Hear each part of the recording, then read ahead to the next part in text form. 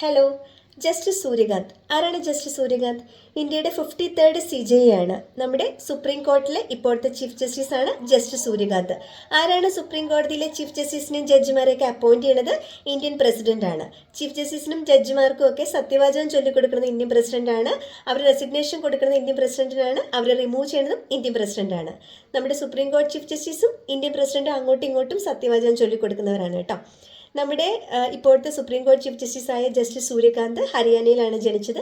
അദ്ദേഹം ഹിമാചൽ പ്രദേശിൻ്റെ മുൻ ഹൈക്കോടതി ചീഫ് ജസ്റ്റിസ് ആയിരുന്നു.